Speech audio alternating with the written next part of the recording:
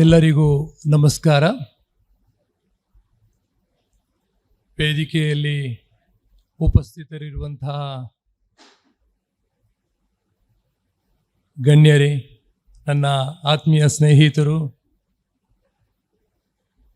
Advocate ಜನರಲು, additional advocate general ಆಗಿದ್ದಂಥ ಮತ್ತು ಹಿರಿಯ ನ್ಯಾಯವಾದಿಯಾದಂಥ ಶ್ರೀ ಅರುಣ್ ಶ್ಯಾಮ್ ಅವರೇ, ಮಂಗಳೂರು ಬಾರ್ ಅಸೋಸಿಯೇಷನ್ ಅಧ್ಯಕ್ಷರಾದಂತಹ ಶ್ರೀ ಪೃಥ್ವಿರಾಜ್ ರೈ ಅವರೇ, ಬಂಟ್ವಾಳ ಬಾರ್ ಅಸೋಸಿಯೇಷನ್ನ ಅಧ್ಯಕ್ಷರೇ, ಕಾರ್ಯದರ್ಶಿಯವರೇ, ಟ್ರೆಷರರ್ ಅವರೇ, and all the office bearers of Bantwal Bar Association, ನೆರೆದಿರ್ತಕ್ಕಂತಹ ಎಲ್ಲ ನನ್ನ ಪ್ರೀತಿಯ ವಕೀಲ ಮಿತ್ರರೇ, ವಿದ್ಯಾರ್ಥಿನಿಯರೇ, ವಿದ್ಯಾರ್ಥಿಗಳೇ, ಎಲ್ಲರಿಗೂ ವಂದಿಸ್ತಾ ನಮಸ್ಕರಿಸ್ತಾ ಈ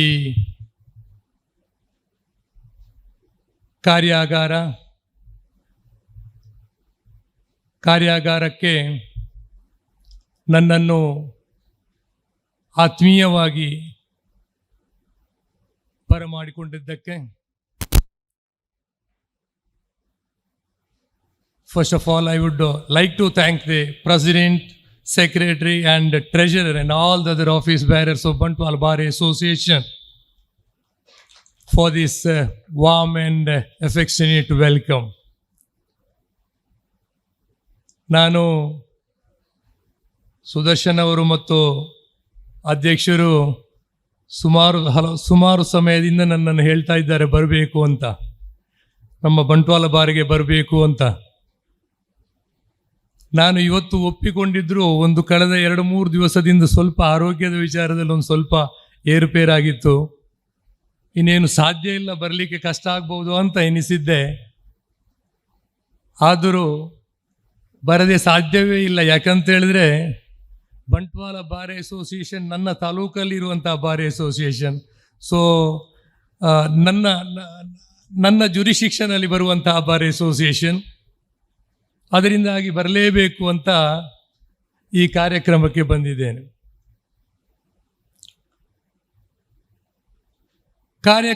ಈ ಕಾರ್ಯಾಗಾರ, ಕಾನೂನು ಕಾರ್ಯಾಗಾರ, ಹಲವಾರು ವಿಚಾರದ ಬಗ್ಗೆ ಇವತ್ತು ಕಾರ್ಯಾಗಾರವನ್ನು ಏರ್ಪಡಿಸಿದ್ದೀರಿ. ವಕೀಲ ವೃತ್ತಿ ನಮಗೆಲ್ಲ ತಿಳಿದಂಥ ವಿಚಾರ. ವಕೀಲ ವೃತ್ತಿ ಕಲಿತಷ್ಟು ಮುಗಿಯದಂತಹ ಒಂದು ಸಬ್ಜೆಕ್ಟ್. ಅದು ಒಂದು ಓಷನ್ ಥರ. ನಾವು ಓದುವುದು ಮಾತ್ರ ಅಲ್ಲ, ಕಾರ್ಯಾಗಾರದಲ್ಲಿ ಪಾಲ್ಗೊಳ್ಳುವುದು ಮಾತ್ರ ಅಲ್ಲ, ಪ್ರೊಸೀಡಿಂಗ್ಸಲ್ಲಿ ಪಾಲ್ಗೊಳ್ಳುವುದು ಮಾತ್ರವಲ್ಲ, ನಾವು ಈಚ್ ಆ್ಯಂಡ್ ಎವ್ರಿ ಕ್ಷಣದಲ್ಲಿ, ಮೂಮೆಂಟಲ್ಲಿ ನಾವು ಕಲಿತಾನೇ ಇರಬೇಕಾದಂಥ ಒಂದು ವೃತ್ತಿ ಯಾವುದು ಅಂತ ಹೇಳಿದರೆ ಅದು ವಕೀಲ ವೃತ್ತಿ. ಸೊ ಅದಕ್ಕೆ ನೋ ಸಬ್ಸ್ಟಿಟ್ಯೂಟ್. ನಾನು 1-2-3 ಕಡೆ ಇದನ್ನು ಹೇಳಿದ್ದೇನೆ. ವಕೀಲ ವೃತ್ತಿ ಅಂತೇಳಿದರೆ ಒಬ್ಬ ವಕೀಲನಾಗುವುದಕ್ಕೆ ಏನೋ ಒಂದು 2 ಶಬ್ದವನ್ನು ಓದಿ ಕೋರ್ಟ್ ಮುಂದೆ ಅಪಿಯರ್ ಆಗಿ ಏನೋ ಒಂದು ಆರ್ಡರ್ ತಗೊಂಡು ಬರ್ತೇನೆ ಅಂತ ಹೇಳಿದರೆ ಅದು ತಾತ್ಕಾಲಿಕವಾದದ್ದು ಮಾತ್ರ. ಕಂಟಿನ್ಯೂಸ್ ಆಗಿ ಹಾರ್ಡ್ ವರ್ಕ್ ಮಾಡದೇ ಇದ್ದರೆ ಈ ಪ್ರೊಫೆಷನಲ್ಲಿ ಸಕ್ಸಸ್ ಆಗಲಿಕ್ಕೆ ಸಾಧ್ಯ ಇಲ್ಲ.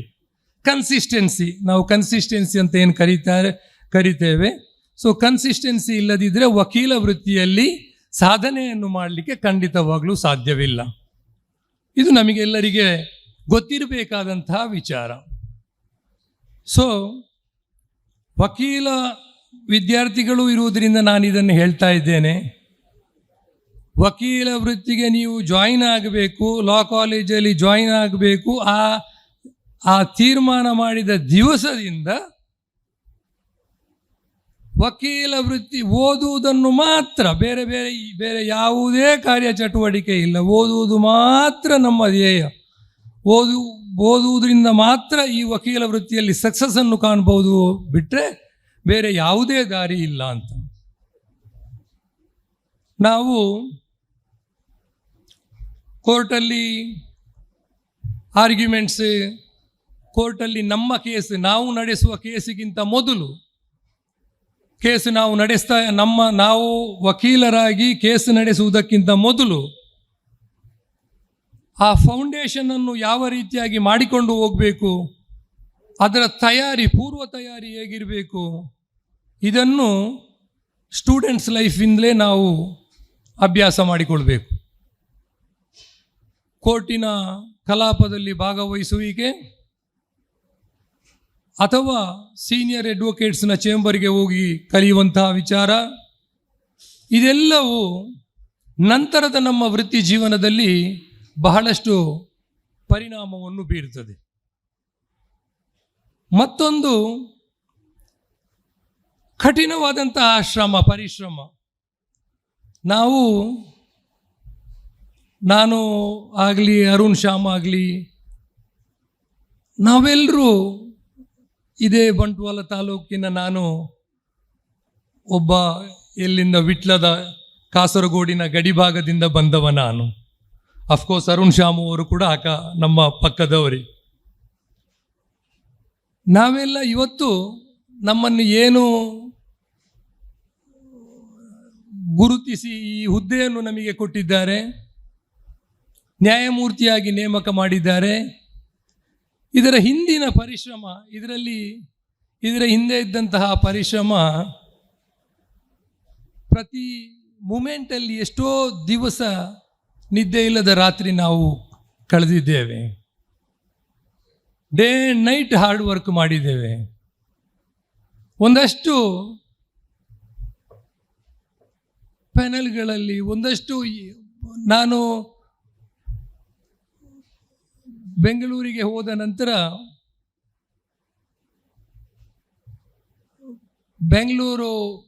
ಪ್ರಥಮವಾಗಿ ಬ್ಯಾಂಗ್ಳೂರು ಡೆವಲಪ್ಮೆಂಟ್ ಅಥಾರಿಟಿಗೆ ನನ್ನನ್ನು ಪ್ಯಾನೆಲ್ ಅಡ್ವೊಕೇಟ್ ಆಗಿ ಮಾಡಿದರು. ಆನಂತರ ನನ್ನನ್ನು ಸರ್ಕಾರಿ ವಕೀಲರನ್ನಾಗಿ ಮಾಡಿದರು. ಆನಂತರ ಸೆಂಟ್ರಲ್ ಗೌರ್ಮೆಂಟ್ನ ವಕೀಲರನ್ನಾಗಿ ಮಾಡಿದರು. ಮತ್ತು ಆನಂತರ ಸೆಂಟ್ರಲ್ ಗೌರ್ಮೆಂಟ್ ಸೀನಿಯರ್ ಅಡ್ವೊಕೇಟ್ ಆಗಿ ಮಾಡಿದರು, ಸೀನಿಯರ್ ಕೌನ್ಸಿಲ್ ಆಗಿ ಮಾಡಿದರು. ಅದಾದ ನಂತರ ಮಾದಕ ದ್ರವ್ಯ, ನಾರ್ಕೋಟಿಕ್ ಕಂಟ್ರೋಲ್, ಇದಕ್ಕೆ ಸ್ಪೆಷಲ್ ಪಿ ಆಗಿ ಮಾಡಿದರು. PMLAಗೆ ಮತ್ತೆ ಸ್ಪೆಷಲ್ ಪಿ ಆಗಿ ಮಾಡಿದರು. ಈ ಪ್ರತಿಯೊಂದು ಏನು ನಾನು ಇದರಲ್ಲಿ ನನ್ನನ್ನು ಆ ಹುದ್ದೆಗೆಲ್ಲ ನೇಮಕ ಮಾಡಿದ್ರು, ಅದೆಲ್ಲವನ್ನು ಪ್ರತಿಯೊಂದು ನನ್ನ ಇದನ್ನೆಲ್ಲವನ್ನು ಆಗಿ ಒಂದೊಂದೇ ಅಂಕಗಳ ಪ್ರಕಾರ ಮಾಡಿದ್ದಾರೆ. ಈ ಹುದ್ದೆಯಲ್ಲಿ ಯಾವ ರೀತಿ ಕಾರ್ಯನಿರ್ವಹಿಸಿದ್ದಾನೆ, ಮತ್ತೊಂದು ಹುದ್ದೆಯಲ್ಲಿ ಯಾವ ರೀತಿ ಕಾರ್ಯನಿರ್ವಹಿಸಿದ್ದಾನೆ, ಎಲ್ಲವನ್ನು ಇದಕ್ಕೆ ಅಂಕಗಳನ್ನು ಕೊಡ್ತಾ ಕೊನೆಗೆ ಈ ಹುದ್ದೆಯನ್ನು ಕೊಟ್ಟಿದ್ದಾರೆ. ಸರ್ಕಾರದ ಕೆಲಸ ದೇವರ ಕೆಲಸ ಅಂತ, ಅದು ವಿಧಾನದ ಸೌಧದಲ್ಲಿ ಬರೆದದ್ದು ಮಾತ್ರ ಅಲ್ಲ, ನಮ್ಮೆಲ್ಲರ ಮನಸ್ಸಲ್ಲಿ ಕೂಡ ಇರಬೇಕಾದದ್ದು. ಅದನ್ನು ಅಕ್ಷರಶಃ ಸರ್ಕಾರದ ಕೆಲಸ ದೇವರ ಕೆಲಸ ಅಂತಲೇ ಮಾಡ್ತಾ ಇದ್ದೇವೆ. ಅದರಲ್ಲಿ ಬಹಳಷ್ಟು ಪರಿಶ್ರಮ ಪಡಬೇಕಾಗುತ್ತೆ. ನಮ್ಮಿಂದ ವಕೀಲ ವೃತ್ತಿಯಾಗಿ ಕೇವಲ ಹಣ ಸಂಪಾದನೆ ಮಾಡೋದು ಮಾತ್ರ ಅಲ್ವೇ, ನಮ್ಮಿಂದಲೂ ಸಮಾಜಕ್ಕೆ ಏನಾದರೂ ಒಂದು ಕೊಡುಗೆಯನ್ನು ಕೊಡಬೇಕು, ನಮ್ಮಿಂದ ಆಗುವಂಥ ನೆರವನ್ನು ಸಮಾಜಕ್ಕೆ ಮಾಡಬೇಕು ಅನ್ನುವಂತಹ ದೃಷ್ಟಿಯಲ್ಲಿ ಈ ಹುದ್ದೆಯನ್ನು ಮನಸಾರೆ ಒಪ್ಪಿಕೊಂಡು ಸ್ವೀಕರಿಸಿ, ಅದಕ್ಕೆ ಒಂದು ಚೂರು ಚ್ಯುತಿ ಬರದ ರೀತಿಯಲ್ಲಿ ನಡೆಯುತ್ತಾ ಇದ್ದೇವೆ. ಇನ್ನು ಮುಂದೆಯೂ ನಡೆಯುತ್ತೇನೆ ಅಂತ ನಿಮ್ಮೆಲ್ಲರಿಗೆ ತಿಳಿಸ್ತಾ, ಎಲ್ಲರಿಗೆ ಶುಭವಾಗಲಿ ಅಂತ ಹಾರೈಸ್ತಾ, ನನ್ನ ಇವತ್ತಿನ ನನಗೆ ಅಸೈನ್ ಮಾಡಿದಂತಹ subject that is art of cross examination of witness.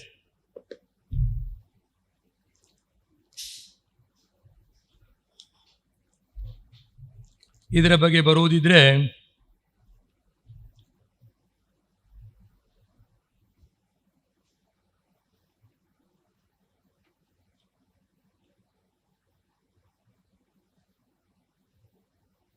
I am asked to address the gathering by providing an insightful thoughts about the cross-examination. So, before we proceed with the matter, examination of witness, Sakshya Vicharane, as we all know, it is nothing but a method of which the witness in the given case is put to questionnaire in relation to relevant facts of the case, inclusive of evidence adduced in support of the case and also statements made. The law of evidence under section 137 of the Evidence Act recognizes and categorizes the examination of witnesses to 3 stages. That is, firstly, examination in chief, Sakshya Mukhya Parikshe ಅಥವಾ ಮುಖ್ಯ ಸವಾಲು. Secondly, cross examination, party ಸವಾಲು. Thirdly, re-examination, that is Maru Parikshe. In a civil proceeding, affidavit will be filed in support of those witnesses. In case of criminal prosecution, if the case is instituted by the police report, then it is the state represented by the government pleader conducts the examination in chief, whereby the witness enter into witness box and depose their evidence, and the same will be recorded by the court. And if the witness enter into the witness box on being called to depose by the accused, then their deposition are submitted to the court by way of an affidavit. It is then pursuant to the examination in chief, the defense will be allowed to cross-examine the witnesses who has tendered their evidence on behalf of the party who has called them, which may be the plaintiff or the prosecution or the defendant or accused. Now, looking into the circumstance of the case of re-examination, that will be conducted by the party who called the witnesses to depose on their behalf.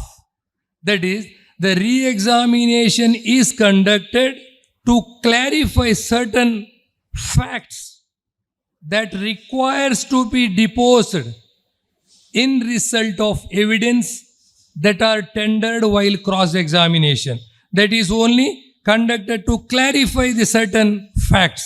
That is a re-examination. Now, let us move on further to understand in detail process and also the ifs and buts of cross-examination, and also certain key aspects that are to be considered in cross-examination of a witness. Even today, cross-examination is considered to be the ultimate test of an advocate's skill. Many cases have been won by virtue of good cross-examination. Art of cross-examination is something which involves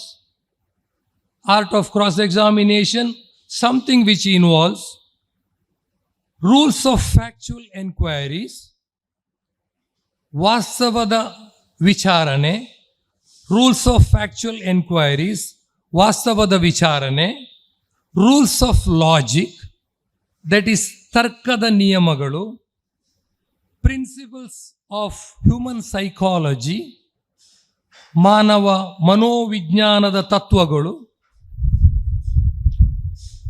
principles of testimonial faith, that is ಪುರಾವೆಯ ನಂಬಿಕೆಯ ತತ್ವಗಳು,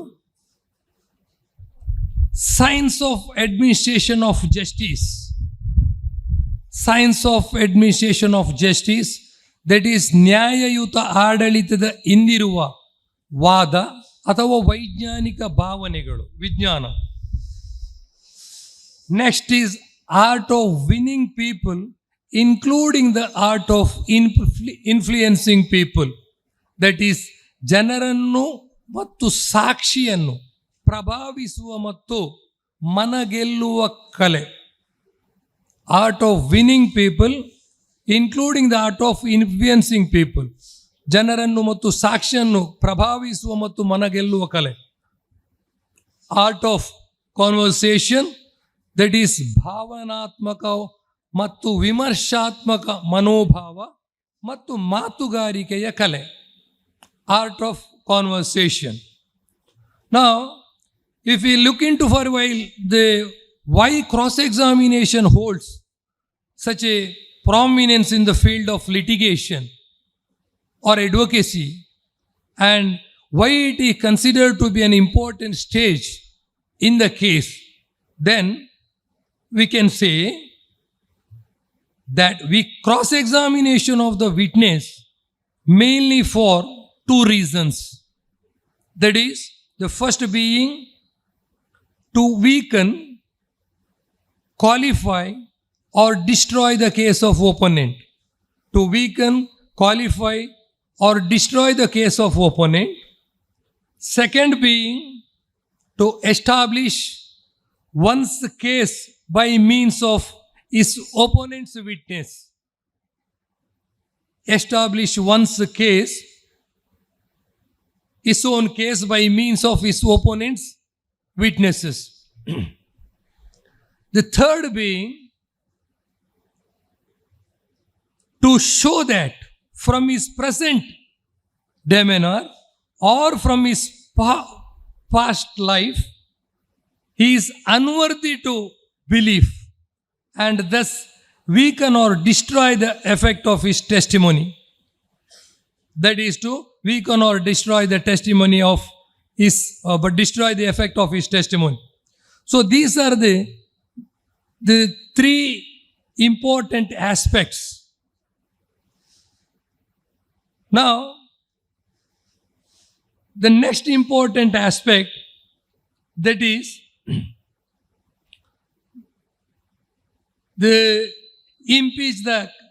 to impeach the credibility of witnesses. Now, cross-examination of a witness is conducted in order to test the truth of the evidence given in chief. To conduct the truth of the evidence given in chief, cross-examination are conducted to impeach the accuracy, credibility, and general value of the evidence given by the witnesses, to detect or to expose the discrepancy or to elicit suppressed facts which will support the case of cross-examining party. Now, the cross-examination is not only to elicit the truth or previous behavior, but also extract the character, intelligence, courage, interest, bias, memory, and other circumstances of the witnesses, which will become so important while cross-examination in order to determine and put forth the questions, decide the intensity at which such questions are to be posed, attain the desirable end. ಪಾಟಿ ಸವಾಲು ಕೇವಲ ಸತ್ಯ ಮತ್ತು ಅಸತ್ಯತೆಯನ್ನು ತಿಳಿಯುವುದಕ್ಕೆ ಮಾತ್ರ ಅಲ್ಲ, ಬದಲಾಗಿ ಸಾಕ್ಷಿಯ ನಡತೆ, ಚಾತುರ್ಯ, ಆಸಕ್ತಿ, ಉತ್ಸಾಹ ಇವೆಲ್ಲವನ್ನು ತಿಳಿಯುವುದಕ್ಕೆ ಸಹ ಬೇಕಾಗುವಂಥದ್ದು, ಹೆಲ್ಪ್ ಆಗುವಂಥದ್ದು. The honourable Apex Court, while determining what is object and bias basis of the cross-examination is concerned, opined that cross-examination is basis for the court to separate the grain from chaff, and the court held that in this country it is rare to come across the testimony of the witnesses which does not have a fringe or an embroidery untruth, although his or her evidence may be true in the main. It is the duty of the court to separate grain from chaff and accept what appears to be true and reject the rest. It is only where the testimony of the witnesses is tainted to the core and the falsehood and the truth are inextricable, intertwined and mixed up that the court must discard his evidence in toto. If their testimonies of on the face of it unacceptable, the courts are not bound to accept their testimony merely because there was no cross-examination. Even cross-examination illadiddರೂ ಕೂಡ ಅದು unworthy evidence ಆದರೆ that cannot be considered ಅಂತ. That is, this law is settled in Jawar Singh versus State of MP 1980, Supreme Court, SEC 417. Now, from a professional point of view, it can be said that cross-examination is something very important for an advocate, as it is efforts and manner in which he formulates the question on the situation and try to get something, no matter how small, to help his case. In other words, in the words of one of the jurists, Erwin Goldstein, cross-examination, he says, the cross-examination in the trial has two objects. Firstly, it can be used as a vehicle for securing admissions of facts that tend to prove the lawyer's contentions or to corroborate the proof of his claims already in the record. The secondly, to discredit opponent's witness or stories. Next, the impeaching credibility of witness, ಸಾಕ್ಷ್ಯ ವಿಶ್ವಾಸಾರ್ಹತೆಯನ್ನು ಉಲ್ಲಂಘಿಸುವುದು. While I started to speaking about the importance of cross-examination, I mentioned the impeaching the credibility of the witnesses. The witnesses' credibility or worthiness of belief is an important factor in most of criminal trials. In some trials, it is the only issue once the jury has decided which witnesses are credible and which are not, the question of guilt or innocence is easily reached. Involving the witness into a scenario wherein he is quizzed so as to enable him to speak truth about the deposition that he has made in his evidence and the amount of truth in his deposition and intentions behind the deposing the evidence on behalf of the person he is deposing. The entire process of quizzing is motivated towards one agenda, to get something from his mouth that is against what he is portrayed in his depositions. When the witness has harmed your case on direct examination, you should first consider cross-examination to elicit some helpful facts. This would entail a series of simple, short statements that the witness must agree upon. Now, I straight away come to the golden rules of cross-examination, which would be great aid while cross-examining a witness.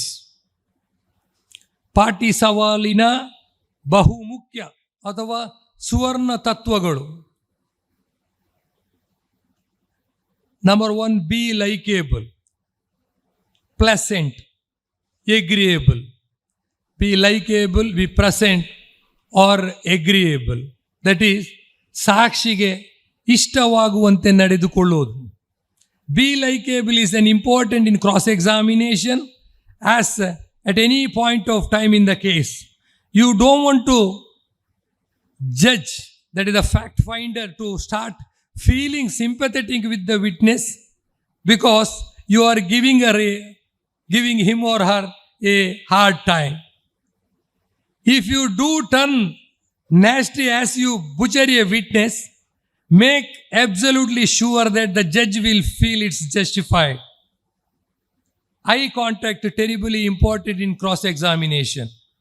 So, cross-examination ಮಾಡುವಂಥ ಸಂದರ್ಭದಲ್ಲಿ ಸಾಕ್ಷಿಗೆ ಇಷ್ಟವಾಗುವಂತೆ ನಡೆದುಕೊಳ್ಳೋದು ಫಸ್ಟಿಗೆ. I contact is very important. ನೀವು ಸಾಕ್ಷಿಯ ನೇರ ಕಣ್ಣಿನಲ್ಲಿ ನೇರವಾಗಿ ಕಣ್ಣಿನಲ್ಲಿ ಕಣ್ಣಿಟ್ಟು ಆತನಲ್ಲಿ ಪ್ರಶ್ನೆಯನ್ನು ಕೇಳಿದಾಗ ಆದಷ್ಟು ಸತ್ಯ ಹೊರಬರುತ್ತೆ. ನಾವು ಜನರಲ್ ಆಗಿ ಹೇಳ್ತೇವೆ, ಮುಖ ನೋಡಿ ಮಾತಾಡುವಾಗ ಸತ್ಯ ಹೊರಗಡೆ ಬರುತ್ತೆ ಅಂತ. ಮುಖ ನೋಡಿ ಮಾತಾಡಿದಾಗ ಸತ್ಯವೇ ಬರುವುದು ಜಾಸ್ತಿಯಾಗಿ, ಸುಳ್ಳು ಹೇಳಲಿಕ್ಕೆ ಆಗಲ್ಲ. So eye contact is very important. ಸಾಕ್ಷಿಗೆ ಕಣ್ಣಿನಲ್ಲಿ ಕಣ್ಣಿಟ್ಟು ಮಾತಾಡುವಂಥದ್ದು. ಸೊ ಅವನಿಗೆ ಬೇಕಾದಾಗೆ ಕಣ್ಣಲ್ಲಿ ಕಣ್ಣಿಟ್ಟು ಅವನಿಗೆ ಬೇಕಾದಾಗೆ ಮಾತಾಡು. ಫ್ರೆಂಡ್ಲಿಯಾಗಿ ಮಾತಾಡಬೇಕು. ಸೈಮಲ್ಟೇನಿಯಸ್ಲಿ ಇಮಿಡಿಯೇಟ್ ಆಗಿ ಡಿವಿಯೇಟ್ ಆಗ್ತಾನಂತ, ನಮ್ಮ ಸಬ್ಜೆಕ್ಟಿಂದ ಡಿವಿಯೇಟ್ ಆಗ್ತಾನಂತ ಸಂದರ್ಭದಲ್ಲಿ ನಾವು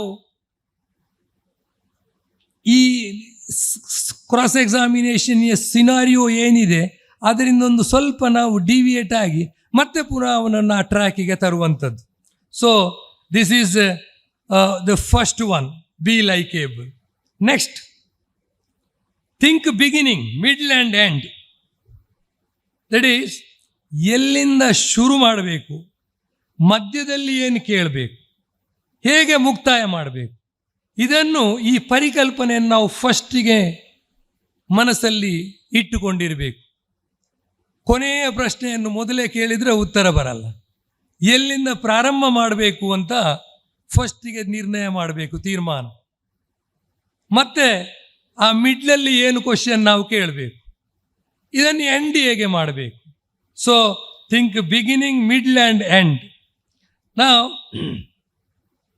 ಕೆಲವೊಂದು, ಫಾರ್ ಎಕ್ಸಾಂಪಲ್, ಒಬ್ಬ ಐ ವಿಟ್ನೆಸ್ ಅನ್ನು ಕ್ರಾಸ್ ಮಾಡುವುದಿದ್ರೆ, ಒಬ್ಬ ಐ ವಿಟ್ನೆಸ್ ಒಂದು ಮರ್ಡರ್ ಕೇಸಲ್ಲಿ ಐ ವಿಟ್ನೆಸ್ ಅನ್ನು ಕ್ರಾಸ್ ಮಾಡುವುದಿದ್ರೆ, ನಾವು ಪ್ರಾರಂಭದಲ್ಲಿ ಸೀದಾ ನೀನು ಆ ಘಟನೆಯನ್ನು ನೋಡಲೇ ಇಲ್ಲ, ನಿನಗೆ ಅದರ ವಿಚಾರ ಗೊತ್ತೇ ಇಲ್ಲ ಅಂತ ಕೇಳ್ತಾ ಬರುವುದಲ್ಲ. ಪ್ರಾರಂಭದಲ್ಲಿ ಆ ಮನುಷ್ಯನ ಬಗ್ಗೆ, ಅವನ ಸಂಸಾರದ ಬಗ್ಗೆ, ಅವನಿಗೂ ಸತ್ತಂತಹ ವ್ಯಕ್ತಿಗಿರುವಂಥ ನಂಟಿನ ಬಗ್ಗೆ, ಆ ದಿವಸ ಅಲ್ಲಿಗೆ ಹೋದ ಯಾವ ಕಾರಣಕ್ಕೋಸ್ಕರ ಜೊತೆಗಿದ್ರು, ಆ ಕಾರಣ ಅಲ್ಲಿ ಇರಲಿಕ್ಕೆ, ಆ ಘಟನೆ ಆಗುವಂತಹ ಸಂದರ್ಭದಲ್ಲಿ ಯಾವ ಕಾರಣಕ್ಕೋಸ್ಕರ ಆ ಪರ್ಟಿಕ್ಯುಲರ್ ಜಾಗದಲ್ಲಿ ಇದ್ದರು, ಈ ರೀತಿಯಾಗಿ ಬೀಟಿಂಗ್ ಅರೌಂಡ್ ಬುಷ್ ಅಂತ ಹೇಳ್ತೀವಿ ನಾವು. ಸೊ ಈ ರೀತಿಯಾಗಿ ಕ್ವಶನನ್ನು ಫ್ರೇಮ್ ಮಾಡುವಾಗ ನಾವು ಮೊದಲೇ ಅದನ್ನು ತೀರ್ಮಾನ ಮಾಡಿಕೊಂಡು ಕ್ವಶನ್ ಫ್ರೇಮ್ ಮಾಡ್ತಾ ಹೋಗಬೇಕು. ಪ್ರಾರಂಭ ಹೇಗೆ ಮಾಡಬೇಕು, ಮಧ್ಯದಲ್ಲಿ ಏನು ಕೇಳಬೇಕು, ಎಂಡಲ್ಲಿ ಏನು ಕೇಳಬೇಕು ಅಂತ. So this is the another important aspect. Next, be as brief as you can in asking questions. ಪ್ರಶ್ನೆ ಕೇಳುವ ಪ್ರಶ್ನೆಯು ಚಿಕ್ಕದಾಗಿಯೂ ಮತ್ತು ಸ್ಪಷ್ಟವಾಗಿಯೂ ಇರಬೇಕು. ಕೇಳ್ತಾ ಹೋಗಬಾರ್ದು ಕ್ವಶನ್. ಒಂದು ಕ್ವಶನನ್ನು ಅಂದರೆ ಇಡೀ ಒಂದು ಕ್ವಶನನ್ನು ಒಂದು ಇನ್ಸಿಡೆಂಟ್ ಬಗ್ಗೆ ನಾವು ಕ್ರಾಸ್ ಮಾಡ್ತಾ ಇರುವಾಗ ಡಿಟೇಲ್ ದೊಡ್ಡದಾಗಿ ಒಂದು ಉದ್ದದ ಒಂದು ಕ್ವಶನನ್ನು ಕೇಳಿಬಿಡುವುದಲ್ಲ, ಅರ್ಧ ಇನ್ಸಿಡೆಂಟ್ ಬಗ್ಗೆ ಒಂದು ಕ್ವಶನ್ ಕೇಳುವುದಲ್ಲ, ವೆರಿ ಬ್ರೀಫ್ ಆಗಿ ಪ್ರಶ್ನೆಯನ್ನು ತುಂಡು ತುಂಡು ಮಾಡಿ ಕೇಳಿ ಅದರಿಂದ ಉತ್ತರವನ್ನು ತೆಗೀತಾ ಬರಬೇಕು. ಆ ಎಲ್ಲ ಉತ್ತರವನ್ನು ನಾವು ಜೋಡಣೆ ಮಾಡುವಾಗ ನಮಗೆ ಸರಿಯಾದಂಥ ನಮಗೆ ಏನು ಬೇಕೋ ಅದು ನಮಗೆ ಸಿಗುತ್ತೆ. ಕ್ವಶನನ್ನು ಚಿಕ್ಕದಾಗಿ ಮತ್ತು ಸ್ಪಷ್ಟವಾಗಿ ಕೇಳಿದಾಗ ಅದು ಸ್ಪಷ್ಟತೆ ಇರಬೇಕು, ಚಿಕ್ಕದಾಗಿಯೂ ಇರಬೇಕು. ಅದೆರಡನ್ನು ಕೇಳಿದಾಗ ಕೊನೆಗೆ ಅದನ್ನು ನಾವು ಜೋಡಣೆ ಮಾಡುವಾಗ ಆರ್ಗ್ಯುಮೆಂಟ್ ಟೈಮಿಗೆ ನಮಗೆ ಹೇಗೆ ಬೇಕಾಗುತ್ತಾ ಆ ಜೋಡಣೆ ಮಾಡುವಾಗ ನಮ್ಮ ಉತ್ತರ ಅದರಲ್ಲಿ ನಮಗೆ ಬೇಕಾದಂಥ ಉತ್ತರ ಅದರಲ್ಲಿ ಸಿಗ್ತದೆ. ನಾ be as brief as you can asking question. That is, the witness, if he does not know how much you know ಅಂತ ನಿಮಗೆ ಅವನಿಗೆ ಗೊತ್ತಾಗಬಾರ್ದು. ಫಸ್ಟಿಗೆ ನಮಗೆ ಎಷ್ಟು ಗೊತ್ತಿದೆ ಅಂತ, ನಮಗೆ ಎಷ್ಟು ಗೊತ್ತಿದೆ, ನಮಗೆ ಇಷ್ಟೇ ಗೊತ್ತಿದೆ ಅಂತ ಸಾಕ್ಷಿಗೆ ಗೊತ್ತಾಗಿಬಿಟ್ರೆ ಮತ್ತೆ ಕ್ರಾಸ್ ಎಕ್ಸಾಮಿನೇಷನ್ ನಮಗೆ ಬೇಕಾದ ಉತ್ತರ ಬರಲ್ಲ. ಸೊ ಕೇಳುವ ಮೊದಲು ನಮಗೆ ಎಷ್ಟು ಗೊತ್ತಿದೆ ಅಂತ ಅವನಿಗೆ ಗೊತ್ತಿರ್ಬೋದು. ನಾನು ಎಷ್ಟು ರೆಡಿಯಾಗಿ ಹೋಗಿದ್ದೇವೆ, ನಾವು ಇಷ್ಟೇ ರೆಡಿಯಾಗಿದ್ದೇವೆ, ಅದು ಅವನಿಗೆ ಗೊತ್ತಿರಬಾರ್ದು. ನಮ್ಮ ನಿರೀಕ್ಷೆಯಲ್ಲೇ ಇರಬೇಕು. ಎಲ್ಲೋ ಇನ್ನೂ ಏನೋ ಕೇಳ್ತಾರೆ ಅಂತ. ಯಾಕಂತೇಳಿದ್ರೆ ಸತ್ಯ ಹೊರಗೆ ಅಲ್ಟಿಮೇಟ್ಲಿ ಕ್ರಾಸ್ ಎಕ್ಸಾಮಿನೇಷನ್ ಏನಕ್ಕೆ ಅಂತ ಟು ಎಲಿಸಿಟ್ ದ ಟ್ರೂತ್ ಅಷ್ಟೇ. ಆ ಸತ್ಯವನ್ನು ಹೇಳಲಿಕ್ಕೆ ಅವನಿಗೆ ಆ ತುಡಿತ ಇರಬೇಕು. ಇಲ್ಲ ನನ್ನನ್ನು ಏನೋ ಇವರು ಮತ್ತೆ ಪುನಃ ಸಿಕ್ಕಿಸಾಕ್ತಾರೆ ಇವರು, ನಾವು ಸತ್ಯವನ್ನು ಹೇಳಿಬಿಡೋಣ, ಆ ತುಡಿತ ಅವನಲ್ಲಿ ತರಬೇಕು. So that is the important aspect. The next one is stop when you get what you want. ನಿಮಗೆ ಬೇಕಾದ ಉತ್ತರ ಸಿಕ್ಕಲ್ಲಿ ಅಲ್ಲಿಗೆ ಅವರನ್ನು ನೀವು ಅದನ್ನು ಬಿಟ್ಟು ಬಿಡಬೇಕು. ಇದು ಇಂಪಾರ್ಟೆಂಟ್ ಮತ್ತೊಂದು ಗೋಲ್ಡನ್ ಪ್ರಿನ್ಸಿಪಲ್. ಕೇಳ್ತಾ ಹೋಗಬಾರ್ದು. ನಿಮಗೆ ಕ್ವಶನ್ ಆನ್ಸರ್ ಬಂದಿರುತ್ತೆ, ಮತ್ತೆ ಪುನಃ ನೀವೇ ಅದನ್ನು ನಾವೇ ಡಿಸ್ಟ್ರಾಯ್ ಮಾಡೋದು ಆ ಆನ್ಸರನ್ನು. ನಮಗೆ ಬಂದ ಏನು ಕ್ವಶನಿಗೆ ಆನ್ಸರ್ ನಮಗೆ ಏನು ಬೇಕಾ ಅದನ್ನು ಕೇಳುವುದಲ್ಲ, ಮತ್ತೆ ಪುನಃ ಅದನ್ನು ಎಕ್ಸ್ಪ್ಲೈನ್ ಮಾಡ್ತಾ ಹೋಗೋದು. ಆಗ ಸಾಕ್ಷಿ ಹುಷಾರಾಗ್ತಾನೆ. ಸಾಕ್ಷಿ ಹುಷಾರಾಗಿಬಿಟ್ಟು ಅದನ್ನು ನಮ್ಮ ಬಂದ ಉತ್ತರ ಡೈಲ್ಯೂಟ್ ಆಗ್ತಾ ಹೋಗ್ತದೆ ಆವಾಗ. ಸೊ ವೆರಿ ಇಂಪಾರ್ಟೆಂಟ್ ಇದು. ನಮಗೆ ಏನು ಉತ್ತರ ಬಂದಿದೆ ಅಲ್ಲೇ ನಿಲ್ಲಿಸಿಬಿಡಿ, ಸಾಕಾಗುತ್ತೆ. ನೀವು ಅಲ್ಟಿಮೇಟ್ಲಿ ಕ್ರಾಸ್ ಎಕ್ಸಾಮಿನ್ ಮಾಡೋದು ಆರ್ಗ್ಯುಮೆಂಟ್ ಮಾಡುವುದಲ್ಲ, ಆರ್ಗ್ಯುಮೆಂಟಿಗೆ ನೀವು ಪಾಯಿಂಟ್ಸನ್ನು ರೆಡಿ ಮಾಡೋದು ಅಷ್ಟೇ. To create a doubt, you to create some doubts ಅಷ್ಟೇ. ನಾವು ಎಲ್ಲವನ್ನು ಇದರಲ್ಲಿ ಕೇಸನ್ನು ಝೀರೋ ಮಾಡಬೇಕಾಗಿಲ್ಲ. ಕ್ರಾಸ್ ಎಕ್ಸಾಮಿನೇಷನ್ ಮಾಡಿ ಕಂಪ್ಲೀಟ್ ಕೇಸನ್ನು ಕ್ರಾಸಲ್ಲೇ ಹೊಡೆದಾಕ್ತೇನೆ ಅಂತಲ್ಲ. ಕ್ರಾಸ್ ಎಕ್ಸಾಮಿನೇಷನಲ್ಲಿ ಏನೇನಂತ ಹೇಳಿದರೆ ಇಂಥ ಒಂದು ಸಾಧ್ಯತೆ ಇದೆ, ಟು ಕ್ರಿಯೇಟ್ ಎ ಡೌಟ್ ಅಂತ ಅಷ್ಟೇ. ಸೊ ಈ ಸಾಧ್ಯತೆ ಇದೆ, ಈ ರೀತಿಯಾಗಿ ಉತ್ತರ ಕೊಟ್ಟದ್ದರಿಂದ ಇದು ಈ ರೀತಿಯಾಗಿ ಆಗಿರ್ಬೋದು, ಇದಕ್ಕೆ ಸುಪ್ರೀಂ ಕೋರ್ಟ್ ಹೈಕೋರ್ಟ್ ಇಂಥ ಜಜ್ಮೆಂಟ್ ಹೇಳಿದೆ, ಮತ್ತೆ ಅದನ್ನು ನಾವು ಜೋಡಣೆ ಮಾಡಿಕೊಳ್ಳೋದು. 50% ಕ್ರಾಸ್ ಎಕ್ಸಾಮಿನೇಷನಲ್ಲಿ ನೀವು ಕೇಸನ್ನು ತಂದುಬಿಟ್ರೆ ಮತ್ತೆ ಉಳಿದ 50% ನೀವು ಆರ್ಗ್ಯುಮೆಂಟಲ್ಲಿ ಮೇಲೆ ತಗೊಂಡು ಹೋಗ್ಬೋದು ಕೇಸನ್ನು. 50% ಕ್ರಾಸ್ ಎಕ್ಸಾಮಿನೇಷನ್, ಒಂದು 25-30% ಆರ್ಗ್ಯುಮೆಂಟಲ್ಲಿ ಮೇಲೆ ತಂದುಬಿಟ್ರೆ 80% ಬಂದರೆ ಮತ್ತೆ ಗೋಲ್ಡನ್ ಪ್ರಿನ್ಸಿಪಲ್ ಹೇಗೂ ಎಕ್ವಿಟಲ್ಗೆ ಬರಬೇಕು ಅಂತ. So that is the important aspect. ಉತ್ತರ ಸಿಕ್ಕಿದ ತಕ್ಷಣ ನಿಲ್ಲಿಸಬೇಡಿ, ಮತ್ತೆ ಪುನಃ ಅದನ್ನು ಫರ್ದರ್ ಡೈಲ್ಯೂಟ್ ಮಾಡಲಿಕ್ಕೆ ಹೋಗಬೇಡಿ. Next, use leading questions. ಸೂಚಕ ಪ್ರಶ್ನೆಯನ್ನು ಉಪಯೋಗಿಸಿ. Leading questions. You are cross examining, not chief examining. Chief ಎಕ್ಸಾಮಿನೇಷನಲ್ಲಿ ಲೀಡಿಂಗ್ ಕ್ವಶನ್ಗೆ ಅನುಮತಿ ಇಲ್ಲ. ಹಾಗಂತ ಹೇಳಿ ಕ್ರಾಸ್ ಎಕ್ಸಾಮಿನೇಷನ್ ಮಾಡುವಾಗ ಆದಷ್ಟು ಲೀಡಿಂಗ್ ಕ್ವಶನನ್ನೇ ಕೇಳಿ. ಸರ್, ನೀವು ಈ ಸಂದರ್ಭದಲ್ಲಿ ಇರಲಿಲ್ಲ, ನೀವು ಇದನ್ನು ನೋಡಿಲ್ಲ, ನೀವು ಲೀಡಿಂಗ್ ಕ್ವಶನನ್ನೇ ಕೇಳ್ತಾ ಹೋಗಿ. ಯಾಕಂತ ಹೇಳಿದರೆ ಸತ್ಯಾಸತ್ಯತೆ ಹೊರಗಡೆ ಬರುವಾಗ ಕೆಲವೊಮ್ಮೆ ಸಾಕ್ಷಿ ಎಸ್ ಹೌದು ಅಂತ ಹೇಳ್ತಾನೆ. ಲೀಡಿಂಗ್ ಕ್ವಶನಲ್ಲಿ ಕೆಲವು ಉತ್ತರವನ್ನು ನಮಗೆ ಸುಮಾರಂತೂ ಉತ್ತರ ಬರುತ್ತೆ ಲೀಡಿಂಗ್ ಕ್ವಶನ್ಸಲ್ಲಿ. ಸೊ ಲೀಡಿಂಗ್ ಕ್ವಶನ್ ಕ್ರಾಸ್ ಎಕ್ಸಾಮಿನೇಷನ್ನ ಬಹುಮುಖ್ಯವಾದಂತಹ ಒಂದು ಆಸ್ಪೆಕ್ಟ್ ಲೀಡಿಂಗ್ ಕ್ವಶನ್ ಕೇಳೋದು. ಸೊ ಇದನ್ನು ನೀವು ಸ್ಟಾರ್ಟಿಂಗಲ್ಲಿ ಈ ಯಾವ ವಿಷಯದ ಬಗ್ಗೆ ನೀವು ಕ್ರಾಸ್ ಮಾಡ್ತಾ ಇರ್ತೀರಾ ಆವಾಗ ಅದಕ್ಕೆ ಒಂದು ಪಾಯಿಂಟ್ಸ್ ರೇಸ್ ಮಾಡಿಕೊಂಡು ಆ ಪಾಯಿಂಟ್ಸಲ್ಲಿ ಇದನ್ನೆಲ್ಲವನ್ನು ಬರೆದು ಬಿಟ್ಟುಬಿಡಿ. ಬರೆದು ಒಂದು ಪ್ರಿಪೇರ್ ಮಾಡಿಕೊಳ್ಳಿ. ಆ ಪ್ರಿಪೇರ್ ಮಾಡಿಕೊಂಡು ಇಂತೆಂಥ ನಿಮ್ಮನ್ನು ಪ್ರಿಸೈಡಿಂಗ್ ಆಫೀಸರ್ ಯಾರು ಕೂಡ ಲೀಡಿಂಗ್ ಕ್ವಶನ್ ಹಾಕುವಾಗ ಕ್ರಾಸ್ ಎಕ್ಸಾಮಿನೇಷನಲ್ಲಿ ಲೀಡಿಂಗ್ ಕ್ವಶನ್ ಮಾಡುವಾಗ ನಿಮ್ಮನ್ನು ತಡೆಯುವುದಿಲ್ಲ. ಸೊ ಸೂಚಕ ಪ್ರಶ್ನೆಯನ್ನು ಉಪಯೋಗಿಸಿ. ನೆಕ್ಸ್ಟ್, ಸಾಕ್ಷಿಯು ಸಂಪೂರ್ಣವಾಗಿ ಒಳಗೊಂಡ ನಂತರವೇ ನೀವು ಬಲೆ ಬೀಸಬೇಕಂದ್ರೆ don't spring the trap until the witness is inside. ಸಾಕ್ಷಿಯು ಸಂಪೂರ್ಣವಾಗಿ ಒಳಗೊಂಡ ನಂತರವೇ ನೀವು ಬಲೆ ಬೀಸಬೇಕು. ಅಂದರೆ the very purpose of evidence and cross examination will be defeated if you lay the trap openly in a way that witness defeated. ಅವನಿಗೆ ನೀವು ಅವನನ್ನು ಯಾವ ರೀತಿಯಲ್ಲಿ ಟ್ರ್ಯಾಪ್ ಮಾಡ್ತಾನೆ ಅಂತ ಮೊದಲಾಗಿ ಗೊತ್ತಾಗಿಬಿಟ್ರೆ ನಿಮಗೆ ಆನ್ಸರ್ ಬರಲ್ಲ ಅವರ ಬಾಯಿಯಿಂದ. ನೀವು ಕ್ರಾಸ್ ಎಕ್ಸಾಮಿನೇಷನ್ ಮಾಡ್ತಾ ನಿಮಗೆ ಬೇಕಾದ ಆನ್ಸರಿಗೆ ಬರ್ತಾನಂತ ಗೊತ್ತಾದಾಗ ಆ ಟೈಮಲ್ಲಿ ನಿಮ್ಮ ಕ್ರಕ್ಸ್ ಆಫ್ ದ ಪಾಯಿಂಟ್, ನಿಮಗೆ ಏನು ಇಂಪಾರ್ಟೆಂಟ್ ಕ್ವಶನ್ ಇದೆಯಾ ಆ ಕ್ವಶನನ್ನು ಆ ಸಮಯದಲ್ಲಿ ಪೋಸ್ ಮಾಡಿ. ಫಸ್ಟಿಗೆ ನಿಮಗೆ ಕೇಳಿದರೆ ಆ ಕ್ವಶನ್ಗೆ ನಿಮಗೆ ಉತ್ತರ ಬರಲ್ಲ.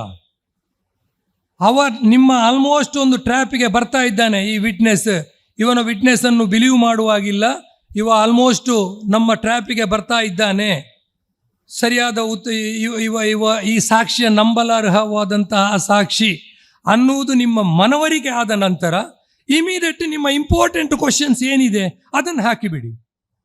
ಮೊದಲು ಹಾಕಿಬಿಟ್ರೆ ಆವಾಗ ಹುಷಾರಾಗಿಬಿಡ್ತಾನೆ. ಸೊ ಕಂಪ್ಲೀಟ್ಲಿ ಏನು ನಿಮ್ಮ ಬಲೆಗೆ ಸಿಕ್ಕಿದ ನಂತರ ನೀವು ಇಂಪಾರ್ಟೆಂಟ್ ಕ್ವಶನನ್ನು ಪೋಸ್ಟ್ ಮಾಡಬೇಕು. That is one of the another important aspect. Next, do not repeat. Don't give him a chance to explain. ಪ್ರಶ್ನೆಯನ್ನು ರಿಪೀಟ್ ಮಾಡೋದು ಬೇಡ. ಪ್ರಶ್ನೆಯ ಉತ್ತರ ನೀಡಿದ ಮೇಲೆ ಮುಂದಿನ ಪ್ರಶ್ನೆಗಾಗಿ ಮುಂದುವರಿಯಿರಿ. ಅಂದರೆ ಉತ್ತರವನ್ನು ವಿವರಿಸಲು ಬಿಡಬೇಡಿ ಅಂತ. Don't allow him to explain the answer. ಉತ್ತರವನ್ನು ವಿವರಿಸಲು ಜಾಸ್ತಿ ಬಿಡಬೇಡಿ. ನಿಮಗೆ ಕೆಲವೊಂದು ಅನುಭವ ಆಗಿರ್ಬೋದು. ಪ್ರಿಸೈಡಿಂಗ್ ಆಫೀಸರ್ ಕೆಲವೊಂದು ಸಾರಿ ಕೋರ್ಟ್ ಕ್ವಶನ್ನಲ್ಲಿ ಎಕ್ಸ್ಪ್ಲೈನ್ ಮಾಡಿಸ್ತಾರೆ. ಅವರು ಕೇಳ್ತಾರೆ ಇದನ್ನು ಏನಾಯ್ತಂತ. ನೀವು ಆದಷ್ಟು ಶಾರ್ಟ್ ಆಗಿ, ಅದಕ್ಕೆ ನಾನು ಮೊದಲು ಹೇಳಿದಾಗೆ ಚಿಕ್ಕದಾಗಿ ಕ್ವಶನನ್ನು ಫ್ರೇಮ್ ಮಾಡಿ. ದೊಡ್ಡದಾಗಿ ನೀವು ಫ್ರೇಮ್ ಮಾಡಿದ ತಕ್ಷಣ ಉತ್ತರವನ್ನು ಡಿಟೈಲ್ ಆಗಿ ಹೇಳ್ತಾ ಹೋಗ್ತಾನೆ. ಆ ಡಿಟೈಲ್ ಉತ್ತರದಿಂದ ನಿಮಗೆ ಅಡ್ಮಿಷನ್ ಬರುತ್ತೆ. ನಿಮ್ಮ ಏನು ನಿಮಗೆ ಬೇಕಾಗುತ್ತೆ ಅದಕ್ಕಿಂತ ಜಾಸ್ತಿ ಬಂದು ಬಿಡುತ್ತೆ. ಅದಕ್ಕೋಸ್ಕರ ಶಾರ್ಟಾಗಿ ಕ್ವಶನನ್ನು ಕೇಳಿ ಉತ್ತರವನ್ನು ಎಕ್ಸ್ಪ್ಲೈನ್ ಮಾಡಲಿಕ್ಕೆ ಅವನಿಗೆ ಅವಕಾಶ ಕೊಡಬೇಡಿ. ಸರ್, ಇದು ಹೌದಾ ಅಲ್ವಾ, ನೀವು ನೋಡಿದ್ದೀರಾ ಇಲ್ವಾ, ನಿಮಗೆ ಇದು ಗೊತ್ತಿದೆಯಾ ಇಲ್ವಾ, ಇಷ್ಟೇ ಶಾರ್ಟಾಗಿ. ಈ ಶಾರ್ಟ್ ಕ್ವಶನ್ ಮತ್ತೆ ನಿಮಗೆ ಆರ್ಗ್ಯುಮೆಂಟಿಗೆ ಆಗುವಾಗ ಅದನ್ನು ನೀವು ಬೇಕಾದಾಗ ಎಕ್ಸ್ಪ್ಲೈನ್ ಮಾಡಿಕೊಂಡು ಹೋಗಲಿಕ್ಕೆ ಆಗುತ್ತೆ. ಸೊ ಉತ್ತರವನ್ನು ವಿವರಣೆ ಕೊಡಲಿಕ್ಕೆ ಸಾಕ್ಷಿಗೆ ಅವಕಾಶ ಮಾಡಿಕೊಡಬೇಡಿ. That is the one of the important aspect. Keep your dismiss secret. ನಿಮ್ಮ ಬೇಸರ ಅಥವಾ ಇತರ ಯಾವುದೇ ವಿಧದ ಭಾವನೆಗಳನ್ನು ಮುಖದಲ್ಲಿ ತೋರಿಸಬೇಡಿ. ನಗುಮುಖರಾಗಿ ಆತ್ಮವಿಶ್ವಾಸವಷ್ಟೇ ಬಿಂಬಿಸಬೇಕು. ನಿಮಗೆ ಕೋರ್ಟಿಗೆ ಹೋಗುವಾಗ ಬೆಳಿಗ್ಗೆ 100 ಸಮಸ್ಯೆ ಇರ್ತದೆ ನಮಗೆ, ಅಥವಾ ಏನೋ ಸಿಟ್ಟಲ್ಲಿರ್ತೇವೆ, ಎಲ್ಲವೂ ಇರ್ತದೆ. ಅದನ್ನು ಸಾಕ್ಷಿಯಲ್ಲಿ ತೋರಿಸ್ಲಿಕ್ಕೆ ಹೋಗಬೇಡಿ. ಸಾಕ್ಷಿಯಲ್ಲಿ ನೀವು ಎಷ್ಟು ನಗುಮುಖದಿಂದ ಕ್ರಾಸ್ ಮಾಡ್ತೀರಿ, ಆ ಭಾವನೆಯನ್ನು ಅವನಿಗೆ ನೀವು ಅಷ್ಟು ಬೇಗವಾಗಿ ಅಷ್ಟೇ ಸುಲಭವಾಗಿ ನಿಮಗೆ ಅವನಿಂದ ಉತ್ತರವನ್ನು ಪಡೀಲಿಕ್ಕೆ ಆಗುತ್ತೆ. ವಿಟ್ನೆಸ್ ಬಾಕ್ಸಲ್ಲಿರುವಾಗ ಕೋಪ ಮಾಡಿಕೊಳ್ಳದೆ ನಗುಮುಖದಲ್ಲಿ. ಹೌದಾ ಸರ್, ಇದು ಈ ರೀತಿಯ ಸರ್? ಅವ ಉತ್ತರಕ್ಕೆ ಅವ ಸ್ವಲ್ಪ ಎಕ್ಸ್ಪ್ಲೇನ್ ಮಾಡ್ತಾನೆ. ಹೌದು ಸರ್, ಹೌದು, ನನಗೂ ಗೊತ್ತಿದೆ ಸರ್. ಅವನನ್ನು ನೀವು ಸಮಾಧಾನ ಮಾಡಿ ಮತ್ತೆ ನಿಮ್ಮ ಪ್ರಶ್ನೆಯನ್ನು ಪುನಃ ಒಮ್ಮೆ ಕೇಳಿದರೆ ಅವ ಉತ್ತರ ಕೊಡಲ್ಲ. ಅದಾಗಲ್ಲ ಸರ್ ಅಂತ ಹೇಳ್ತಾನೆ. ನನಗೆ ಗೊತ್ತು ಸರ್ ಅಂತ ಹಂಗೆ ಕೇಳ್ತಾನೆ. ಆವಾಗ ಸರ್, ಹೌದು ಸರ್, ಅದು ನನಗೂ ಗೊತ್ತಿದೆ, ಬಟ್ ಇದಕ್ಕೆ ಏನು ಹೇಳ್ತೀರಿ ಸರ್ ಅಂತ. ಸೊ ಆದಷ್ಟು ನಗುಮುಖದಿಂದ ಅವನನ್ನು ನಿಮಗೆ ಕ್ರಾಸ್ ಎಕ್ಸಾಮಿನೇಷನ್ನ ಮೇಯ್ನ್ ಸ್ಕಿಲ್ ಏನಂತ ಹೇಳಿದ್ರೆ, ನಿಮ್ಮ ಪ್ರಶ್ನೆಯ ಉತ್ತರ ಬಂದರೆ ಆಯ್ತಷ್ಟೇ. ನಿಮ್ಮ ಮನಸ್ಸಲ್ಲಿ ಈ ಉತ್ತರ ನಮಗೆ ಬರಬೇಕಂತ ಹೇಳಿದ್ರೆ ಅದನ್ನು ತೆಗೆಯುವುದು ಮಾತ್ರ ಕೆಲಸ, ಬೇರೆ ಏನಿಲ್ಲ. ನಿಮ್ಮ ಉತ್ತರ ನಿಮಗೆ ಬಂದ ತಕ್ಷಣ ನೀವು ಯಾರು, ಅವ ಯಾರು, ನಾವು ಮತ್ತೆ ನಮಗೆ ಬೇಕಾಗಿಲ್ಲ ಆನಂತರ. ಸೊ ಉತ್ತರವನ್ನು ಪಡೆಯುವುದಕ್ಕೋಸ್ಕರ ಸದಾ ನಗುಮುಖದಿಂದ ಇರಿ. ನಿಮ್ಮ ಕೋಪವನ್ನು ತೋರಿಸಬೇಡಿ. ಅವನಲ್ಲಿ ಗರ್ವದಲ್ಲಿ ಮಾತಾಡಬೇಡಿ. ಗರ್ವದಲ್ಲಿ ಮಾತಾಡಿದರೆ ಖಂಡಿತವಾಗಿಯೂ ಒಂದಲ್ಲ ಒಂದು ಅಡ್ಮಿಷನ್ ಬಂದೇ ಬರುತ್ತೆ. ನಿಮ್ಮ ಉತ್ತರ ಅಲ್ಲಿ ತನಕ ಕೊಟ್ಟ ಉತ್ತರ ಹಾಳಾಗುತ್ತೆ. ನೀವು ಇಡೀ ಕ್ರಾಸ್ ಎಕ್ಸಾಮಿನೇಷನ್ ಮಾಡಿಕೊಂಡು ಬಂದು ಕೊನೆಗೆ ಒಮ್ಮಿಂದೊಮ್ಮೆಲೆ 4 ಅಡ್ಮಿಷನ್ ಬಿದ್ದು ಬಿಟ್ಟರೆ ನಿಮ್ಮ ಇಡೀ ಕ್ರಾಸ್ ಎಕ್ಸಾಮಿನೇಷನ್ ಡಿಸ್ಟ್ರಾಯ್ ಆಗುತ್ತೆ. ಸೊ ಜಾಗ್ರತೆ ಮಾಡಿಕೊಳ್ಳಿ. ಇದು one of the another skill. Never jumping in alarm. ಯಾವುದಾದ್ರೂ ಪ್ರಶ್ನೆ ತಪ್ಪಿದಲ್ಲಿ, ಈಗ ಒಂದು ಪ್ರಶ್ನೆ ನೀವು ಕ್ರಾಸ್ ಎಕ್ಸಾಮಿನೇಷನ್ ಮಾಡ್ತಾ ಇರ್ತೀವಿ, ಏನೋ ಒಂದು ತಪ್ಪಿ ಬಿಟ್ಟು ಒಂದು ಪ್ರಶ್ನೆ ಕೇಳ್ತಾರೆ. ಆ ಪ್ರಶ್ನೆ ತಪ್ಪಿದಲ್ಲಿ ಇಮಿಡಿಯೇಟ್ ಹಿಂದಿನ ಪ್ರಶ್ನೆಗೆ ಮತ್ತೆ ಹಾರಿಬಿದ್ದು ಹಿಂದಿನ ಪ್ರಶ್ನೆಗೆ ಧುಮುಕುವುದು ಬೇಡ. ನೀವು ಹಿಂದೆ ಬರ್ತಾ ಇದ್ದೀರಿ ಅಂತ ತಿಳಿಯದಾಗಿ ನಿಧಾನವಾಗಿ ಅವನಲ್ಲಿ ಹಿಂದಿನ ಪ್ರಶ್ನೆಯನ್ನು ಕೇಳಬೇಕು, ಸರಿ ಮಾಡಿಕೊಳ್ಬೇಕು. ಈಗ ಒಂದು ಕ್ರಾಸ್ ಎಕ್ಸಾಮಿನೇಷನ್ ಮಾಡ್ತಾ ಇರುವಾಗ ಒಂದು ಪ್ರಶ್ನೆ ಕೆಲವು ನಾವು ಮಾಡ್ತಾ ಇರ್ತೇವೆ, ಫುಲ್ಲು ತಯಾರಿ ಇರಲ್ಲ, ಅಥವಾ ಏನೋ ನಮ್ಮ ತಲೆಯಲ್ಲಿ ಓಡ್ತಾ ಇರ್ತದೆ, ಇಮಿಡಿಯೇಟ್ ಆಗಿ ಏನೋ ಒಂದು ತಪ್ಪು ಪ್ರಶ್ನೆ ಕೇಳಿಬಿಡ್ತೇವೆ. ಅದನ್ನು ಮತ್ತೆ ಸರಿ ಮಾಡಬೇಕಿದ್ರೆ ಒಮ್ಮೆಲೆ ಹಿಂದ್ಗಡೆ ಹೋಗಿಬಿಟ್ಟು ನೀವು ಕೇಳಿದರೆ ಈ ಎಂಟೈರ್ ಸಿನಾರಿಯೋನೇ ನಾಶ ಆಗಿ ಹೋಗುತ್ತೆ ನಿಮ್ಮದು ಕ್ರಾಸ್ ಎಕ್ಸಾಮಿನೇಷನ್. ಆ ಪ್ರಶ್ನೆ ತಪ್ಪಿ ಕೇಳಿದ್ರು ಅದನ್ನು ಸರಿ ಮಾಡಲಿಕ್ಕೆ ಸ್ಲೋಲಿ ಮತ್ತೆ ಹಿಂದೆ ಹೋಗಿ ಸ್ಲೋಲಿ 1-2 ಪ್ರಶ್ನೆ ಕೇಳಿ, ಸರ್ ಈಗ ಅದು ಆವಾಗ ಹಂಗೆ ಹೇಳಿದ್ರಲ್ವ ಸರ್, ಇದು ಅಂದರೆ ನೀವು ಅದರ ಅರ್ಥ ಹಿಂಗೆ ಅಲ್ವ ಸರ್ ಅಂತ ಅದನ್ನು ಎಕ್ಸ್ಪ್ಲನೇಷನನ್ನು ಮಾಡಿ. ನೀವು ಆವಾಗ ಹೇಳಿದ್ದು ಈ ಅರ್ಥದಲ್ಲಿ ಅಲ್ವ ಸರ್, ಹಂಗೆ. ಸೊ ನಿಧಾನವಾಗಿ ಹಿಂದೆ ತಿರುಗಬೇಕು, ಒಮ್ಮಿಂದೊಮ್ಮೆಗೆ ಹಿಂದೆ ಹೋಗಬಾರ್ದು ಅಂತ ಪ್ರಶ್ನೆಯನ್ನು. Never jump back in alarm ಅಂತ immediately. That is the one more thing. Another important aspect, don't cross-examine at all unless you have to. ನಿಮಗೆ ಅವಶ್ಯಕತೆ ಇದ್ದಲ್ಲಿ ಮಾತ್ರ ಪ್ರಶ್ನೆ ಕೇಳಿ. ಅವಶ್ಯಕತೆ ಇಲ್ಲದಿದ್ದರೆ ಕ್ರಾಸ್ ಎಕ್ಸಾಮಿನ್ ಮಾಡೋದು ಬೇಡ. ಅದು it's a great way of destroying the impact of a witness just to say no questions my lord ಅಂತ. ಯಾಕಂತ ಹೇಳಿದ್ರೆ ಅನಗತ್ಯ ಕ್ವಶನ್ ಕೇಳಿ ಅಡ್ಮಿಷನ್ ತಗೊಳ್ಳುವ ಬದಲು ಕ್ವಶನ್ ಇಲ್ಲ ಅಂತ ಕೆಲವೊಂದು ವಿಚಾರಗಳಿಗೆ ಕ್ರಾಸ್ ಎಕ್ಸಾಮಿನೇಷನ್ ಅಗತ್ಯ ಇರಲ್ಲ. ನಾವು ನಮ್ಮ ಪಾರ್ಟಿ ವಿಟ್ನೆಸ್ ಕಟಕಟೆಯಲ್ಲಿ ನಿಂತಿದ್ದಾನೆ, ಅವನನ್ನು ಸಮಾಧಾನ ಮಾಡಬೇಕು ಅಂತ ಏನಾದರೂ ಒಂದು ಕ್ವಶನ್ ಕೇಳಿದರೆ ಅನರ್ಥ ಸಂಭವಿಸುವುದು ಜಾಸ್ತಿ ಆಗುತ್ತೆ. ಅನಗತ್ಯವಾಗಿ ಕ್ರಾಸ್ ಎಕ್ಸಾಮಿನ್ ಮಾಡಬೇಡಿ. ಈಗ ಒಂದು ಇನ್ಕ್ವೆಸ್ಟ್ ಮಾಸ್ಟರ್ ವಿಟ್ನೆಸ್ ಏನು ಕ್ವಶನ್ ಕೇಳಬೇಕು? ಗಾಯವನ್ನು ನೀವು ನೋಡಿದ್ದೀರಾ ಸರ್? ಮೈಯಲ್ಲಿ ನೀವು ಇಂಜುರೀಸ್ ಡಿಸ್ಪ್ಯೂಟ್ ಮಾಡೋದಿದ್ರೆ, ಡೆತ್ ಡಿಸ್ಪ್ಯೂಟ್ ಮಾಡೋದಿದ್ರೆ, ಎಷ್ಟು ಗಾಯ ಆಗಿದೆ ಮೈ ಮೇಲೆ ನೀವು ನೋಡಿದ್ದೀರಾ ಸರ್ ಅಂತ ಕೇಳ್ಬೋದು. ಅಥವಾ ನೀವು ಅವನಿಗೆ ಕ್ಲೋಸ್ ರಿಲೇಷನ್ ಸರ್, ನಿಮಗೆ ಅಲ್ಲಿಗೆ ಹೋಗಿ ಆ ದೇಹವನ್ನು ನೋಡಬೇಕು ಅಂತ ನಿಮ್ಮ ಆತ್ಮೀಯರಾದ್ದರಿಂದ ನೀವು ಹೋಗ್ಬೇಕಂತ ಇತ್ತು ಸರ್, ಅದಕ್ಕೆ ಹೋಗಿದ್ದೀರಿ, 2 ಕ್ವಶನ್ ಕೇಳ್ಬೋದು.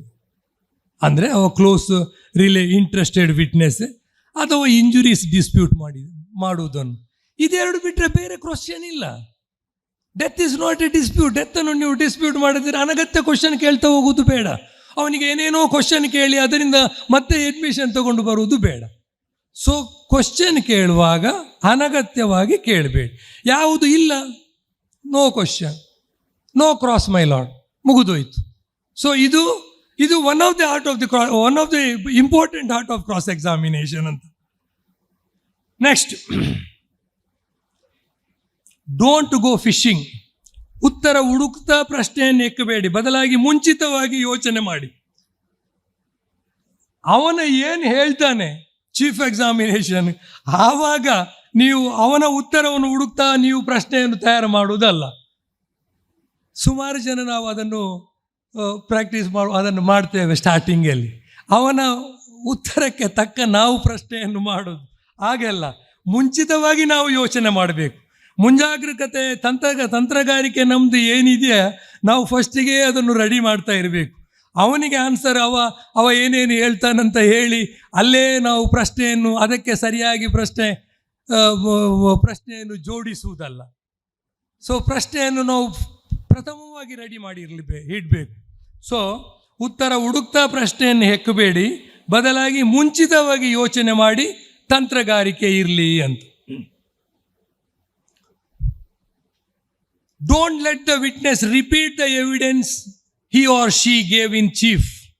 ಮುಖ್ಯ ಸವಾಲಿನಲ್ಲಿ ನೀಡಿದ ಉತ್ತರವನ್ನು ಮತ್ತೆ ಪುನಃ ಉಚ್ಚರಿಸುವ ಸನ್ನಿವೇಶಗಳನ್ನು ಸೃಷ್ಟಿಸದಿರಿ. ಮುಖ್ಯ ಸವಾಲಿನಲ್ಲಿ ಏನೋ ಉತ್ತರವನ್ನು ಕೊಟ್ಟಿದ್ದಾನೆ, ಮತ್ತೆ ಅದೇ ಉತ್ತರವನ್ನು ನಿಮ್ಮ ಕ್ರಾಸ್ ಎಕ್ಸಾಮಿನೇಷನ್ ತರಲಿಕ್ಕೆ ನೋಡಬೇಡಿ. ಕ್ರಾಸ್ ಎಕ್ಸಾಮಿನೇಷನ್, ಚೀಫ್ ಎಕ್ಸಾಮಿನೇಷನಿಗೂ ಕ್ರಾಸ್ ಎಕ್ಸಾಮಿನೇಷನಿಗೂ ಡಿಫರೆನ್ಸ್ ಫಸ್ಟಿಗೆ ತಿಳ್ಕೊಳ್ಳಿ. ನೀವು ನಿಮ್ಮ ಪ್ರಶ್ನೆಯಿಂದ, ಕ್ರಾಸ್ ಎಕ್ಸಾಮಿನೇಷನ್ನ ಪ್ರಶ್ನೆಯಿಂದ PPO ಅವರು ಬಿಟ್ಟಂಥ ಫಿಲ್ಲಿಂಗ್ ದ ಗ್ಯಾಪ್ಸ್ ಅದು ಮಾಡಬೇಡಿ. ಇದು ಸುಮಾರು ಕಡೆ ಆಗ್ತದೆ. ಏನು PPO ಅವರು ಕೆಲವು ಕ್ವಶನನ್ನು ಬಿಟ್ಟಿರ್ತಾರೆ, ಅದನ್ನು ಡಿಫೆನ್ಸ್ ಸೈಡ್ ಅವರು ನಾವು ಕೇಳಿಬಿಟ್ರೆ ಫಿಲ್ ಇನ್ ದ ಗ್ಯಾಪ್ಸ್ ಆಗುತ್ತೆ, ಅದು ಎಬ್ಸಲ್ಯೂಟ್ ಆಗುತ್ತೆ. ಅದನ್ನು ಮಾಡಬೇಡಿ. ಸೊ ಅದು ಕೂಡ ಇಂಪಾರ್ಟೆಂಟ್. ಏನು ಉತ್ತರವನ್ನು ಆ ರೀತಿಯಾಗಿ ಕೇಳ್ತಾ ಹೋಗಬೇಡಿ ಅಂತ. Next, don't ask the final question, don't ask the fatal and final question. ಅಂತಿಮ ಹಾಗೂ ಮುಖ್ಯ ಪ್ರಶ್ನೆಯನ್ನು ಮೊದಲೇ ಕೇಳಬಾರ್ದು. ಅಂತಿಮ ನಿಮ್ಮ ಪ್ರಶ್ನೆ ಏನಿದೆ, ಎಂಡ್ ಮಾಡುವಂಥದ್ದು ಇಂಪಾರ್ಟೆಂಟ್ ಕ್ವಶನ್ ಏನಿದೆ, ಅದನ್ನು ನೀವು ಸ್ಟಾರ್ಟಿಂಗಲ್ಲಿ ಕೇಳಿಬಿಡಬೇಡಿ. ಎರಡು ವಿಚಾರಕ್ಕೋಸ್ಕರ ಅದನ್ನು ಕೇಳಬಾರ್ದು. ಯಾಕಂತ ಹೇಳಿದರೆ, ನಿಮ್ಮ ಫಸ್ಟಿಗೆ ನೀವು ನಿಮ್ಮ ಫೈನಲ್ ಕ್ವಶನನ್ನು ಕೇಳಿಬಿಟ್ರೆ ನಿಮ್ಮಲ್ಲಿ ಕ್ವಶನ್ನೇ ಇಲ್ಲ. ಮತ್ತೆ ನೀವು ಎರಡು ಕ್ವಶನ್ ಕೇಳಿಬಿಟ್ಟು ನೀವು ತಬ್ಬಿಬ್ಬಾಗ್ತೀರಾ, ಆಯಿತು ನನ್ನ ಬಂಡವಾಳ ಮುಗಿದೋಯ್ತು, ಇನ್ನೇನಿಲ್ಲ, ನನಗೆ ಕೇಳಲಿಕ್ಕೆ ಏನಿಲ್ಲ ಅಂತ ನೀವು ಮೆಂಟಲಿ ಒಮ್ಮೆಲೆ ನೀವು ಅಲ್ಲಿ ಬಾಕ್ಸ್ ಎದುರುಗಡೆ ನಿಮಗೆ ಪ್ರಶ್ನೆ ಇಲ್ಲದಾಗುತ್ತೆ. ಮತ್ತೊಂದು ಸಾಕ್ಷಿ ಹುಷಾರಾಗ್ತಾನೆ. ನಿಮ್ಮ ಮೇನ್ ಕ್ವಶನಲ್ಲಿ ಅವನನ್ನು ಫಸ್ಟಿಗೆ ನೀವು ಹಾಕಿಬಿಟ್ರೆ ಅವನಿಗೆ ಈಸಿ ಆಗಿಬಿಡುತ್ತೆ. ಅವನಿಗೆ ನಿಮ್ಮದು ಫೈನಲ್ ಬಂಡವಾಳ ಇಷ್ಟೇ ಅಂತ ಗೊತ್ತಾಗುತ್ತೆ. ಸೊ ಅಂತಿಮ ಕ್ವಶನ್, ಇದು ಒಳ್ಳೆ ಸಂಗೀತಗಾರರು ಏನು ಫಸ್ಟಿಗೆ ವಾಯ್ಸ್ ಎಲ್ಲ ಸರಿ ಮಾಡಲಿಕ್ಕೆ ಚಿಕ್ಕ ಹಾಡು ಹೇಳಿ ಆನಂತರ ಅವ್ರದ್ದು ಅವರ ಫೇಮಸ್ ಹಾಡೆಲ್ಲ ಏನಿದೆ ಅದನ್ನು ಮತ್ತೆ ಹಾಡೋದು, ಆ ರೀತಿ. ಸೊ ಕ್ವಶನನ್ನು, ನಿಮ್ಮ ಅಗತ್ಯದ ಇಂಪಾರ್ಟೆಂಟ್ ಕ್ವಶನನ್ನು ಲೇಟರ್ ಪಾರ್ಟಲ್ಲಿ ಕೇಳಿ. ಸೊ ಇದು ಒನ್ ಆಫ್ ದಿ ಆಸ್ಪೆಕ್ಟ್. ಮತ್ತೊಂದು, don't ever get into an argument with the witness ಅಂತ. ವಿಟ್ನೆಸ್ಸಲ್ಲಿ ಅನಾವಶ್ಯಕವಾಗಿ ನೀವು ಆರ್ಗ್ಯುಮೆಂಟಿಗೆ ಇಳಿಬೇಡಿ. ಈಗ ಫ್ರಸ್ಟ್ರೇಷನಲ್ಲಿ ಹೇಳ್ತಾನೆ, ಫ್ಯಾಮಿಲಿ ಮೆಂಬರ್ಸ್ ಇರ್ತಾರೆ ಅಥವಾ ಯಾರೋ ವಿಕ್ಟಿಮ್ಸ್ ಇರ್ತಾರೆ, ಅವರು ಫ್ರಸ್ಟ್ರೇಷನಲ್ಲಿ ಆನ್ಸರ್ ಕೊಡ್ತಾರೆ.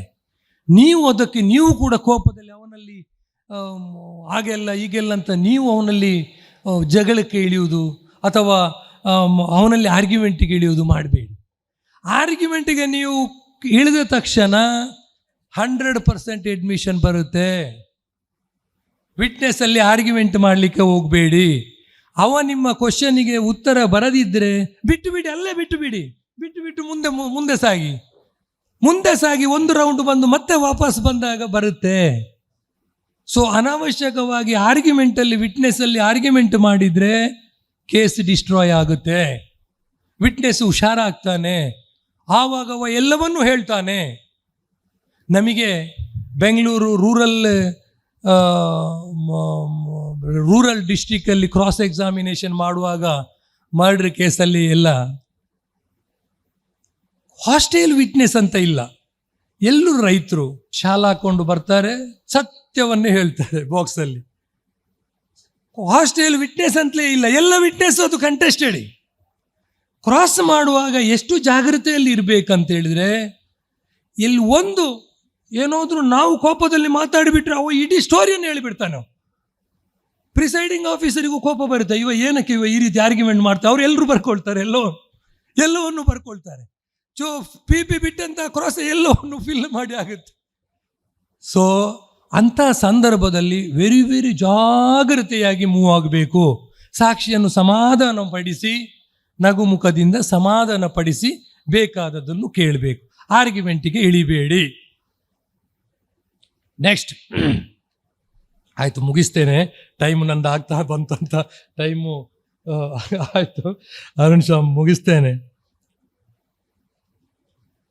Now, apart from these, be not regardless either of the voice of the witness. ಧ್ವನಿಯಲ್ಲಿ, ನಡತೆಯಲ್ಲಿ ದೃಢತೆ ಇರಲಿ ನಿಮ್ಮದು. ಮತ್ತು ಮೃದು ಸ್ವಭಾವಿಗಳ ಹತ್ರ ಮೃದು ಸ್ವಭಾವದಲ್ಲಿ ಕ್ವಶನ್ ಕೇಳಬೇಕು.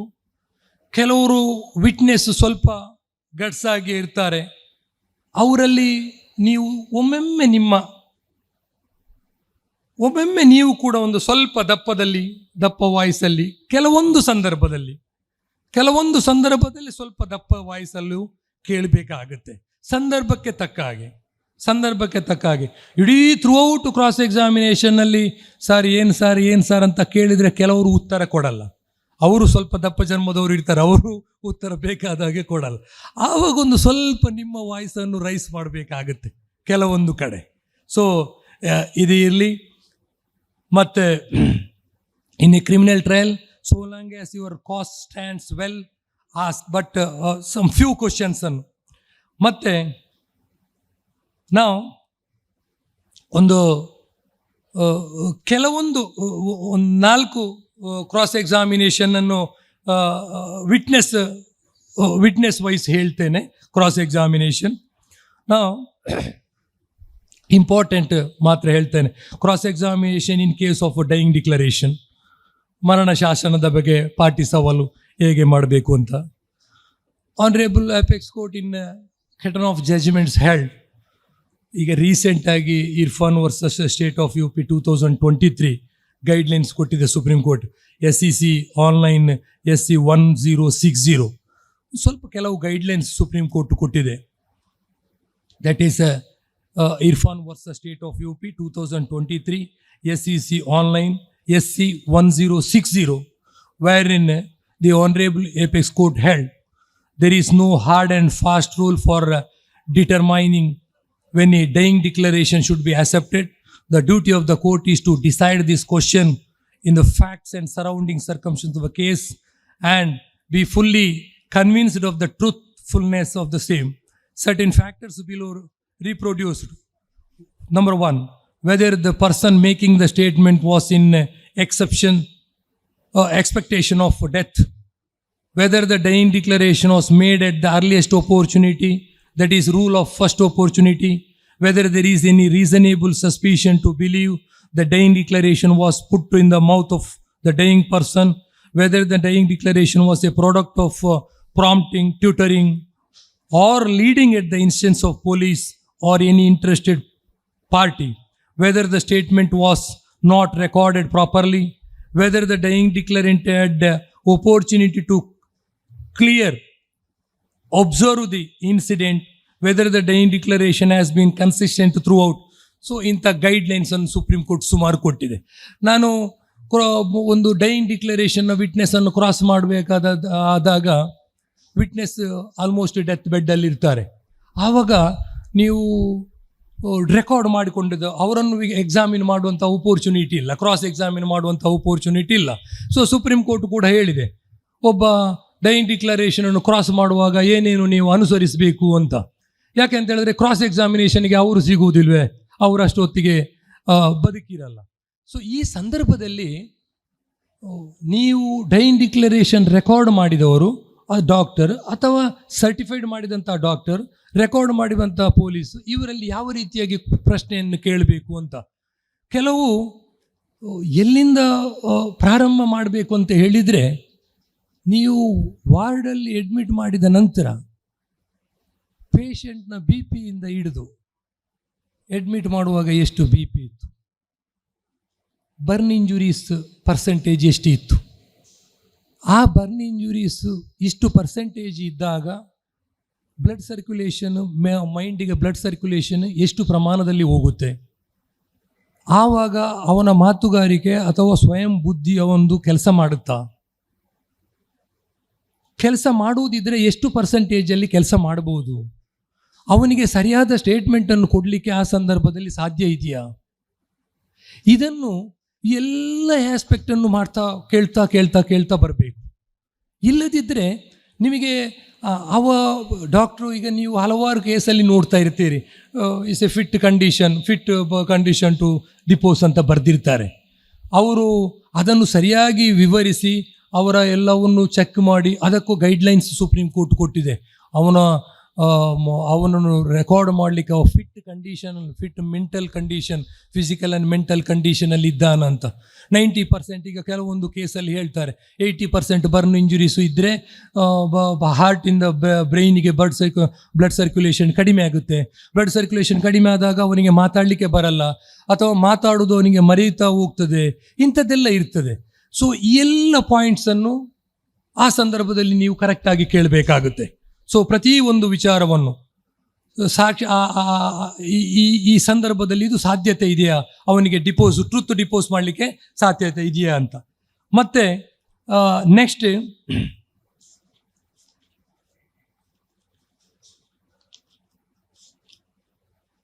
Eye witness cross examination of eye witness, ಪ್ರತ್ಯಕ್ಷ ಸಾಕ್ಷಿಯ ಪಾಟಿ ಸವಾಲು.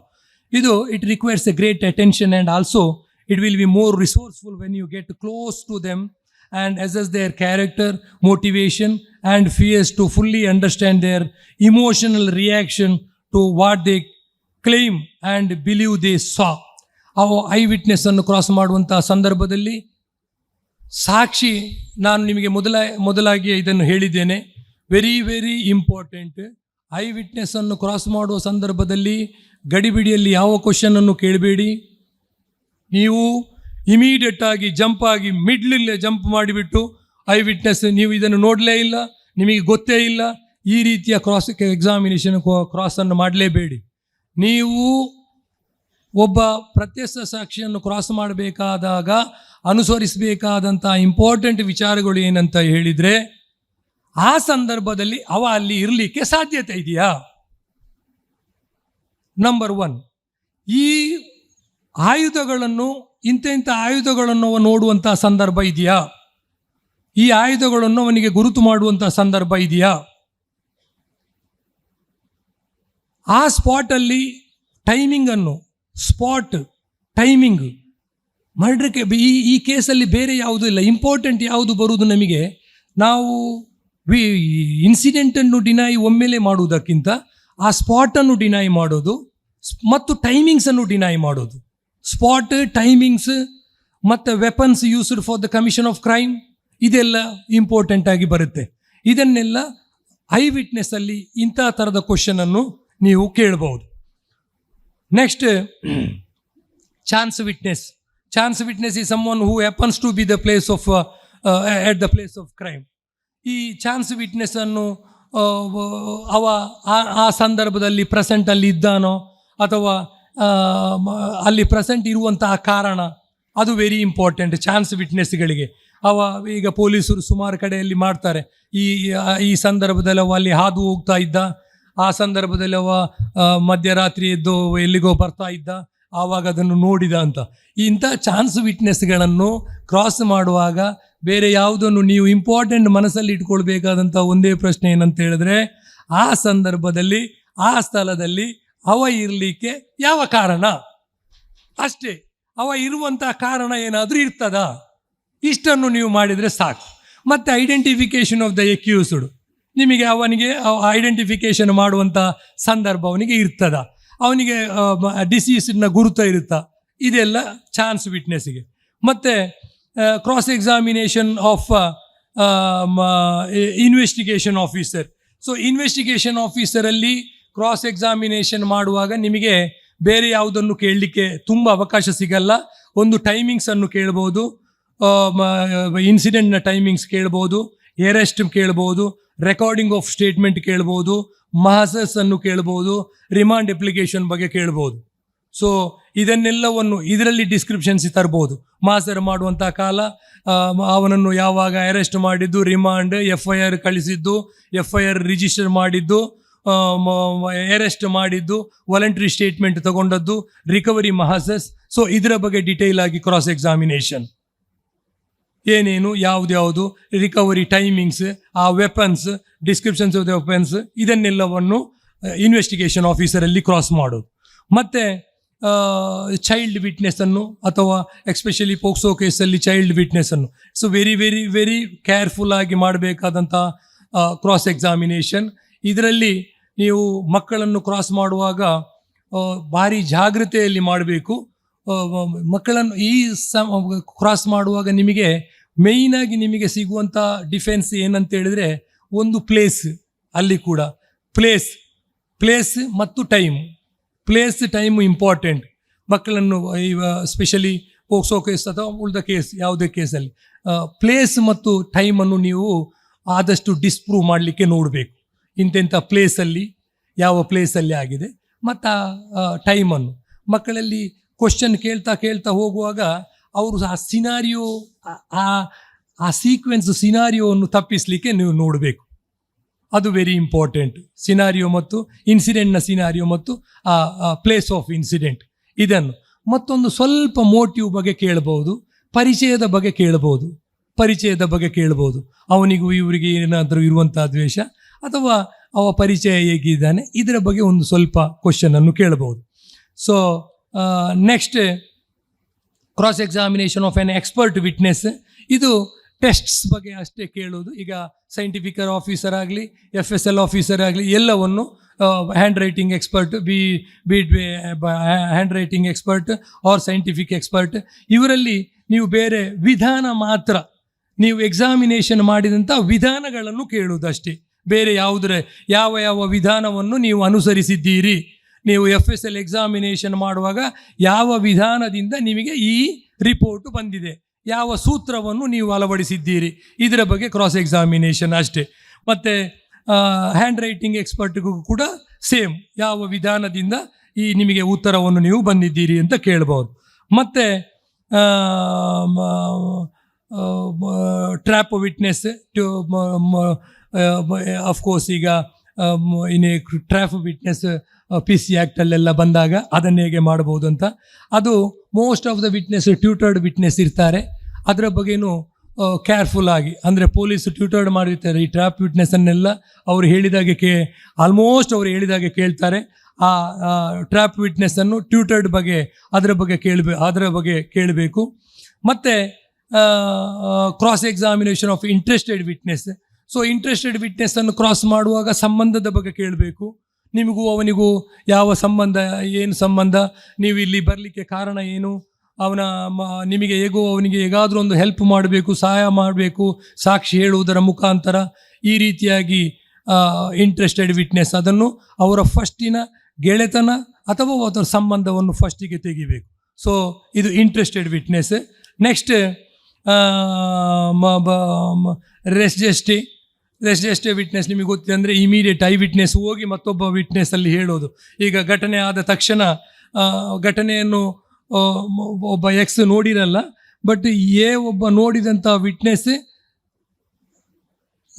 ಘಟನೆಯನ್ನು ನೋಡಿರ್ತಾನೆ. ಅಲ್ಲಿಗೆ ಎಕ್ಸ್ ಹೋಗ್ತಾನೆ ಇಮಿಡಿಯೇಟ್. ಎಕ್ಸ್ ಹೋದಾಗ ಹೇಳ್ತಾನೆ, ನಾನು ಈಗ ಹೌದು ಈ ಘಟನೆಯನ್ನು ಅವ ಮಾಡಿ ಹೋದ ಅಂತ.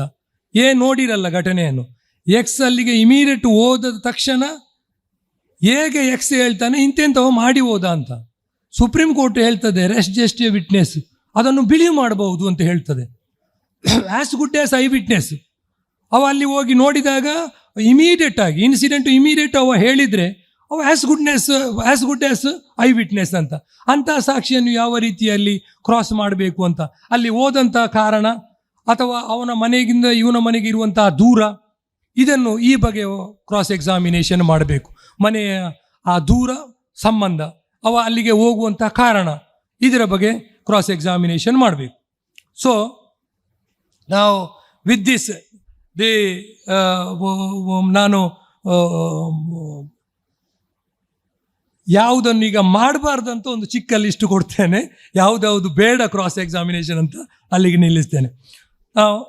Cross examination without any object should not be done. Cross examination confirming on chief evidence must be avoided.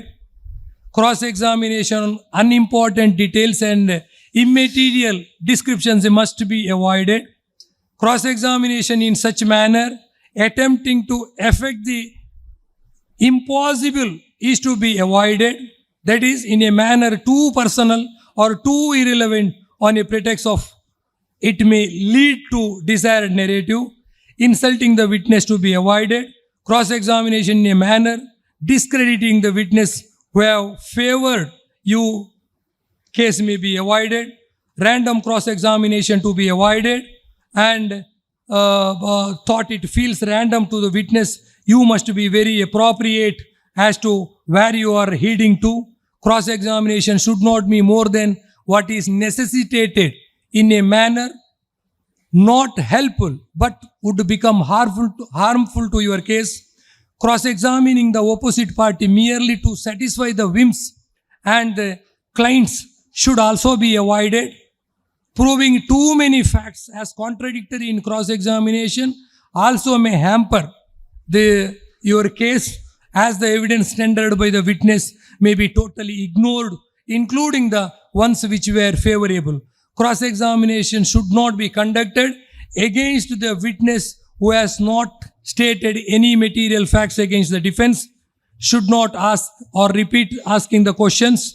Practice of asking same questions too many times in different ways also to be avoided. Cross-examination should not be done to speak explanations, heinous act, and instead facts only. Cross-examination process should never give room to damaging your own case.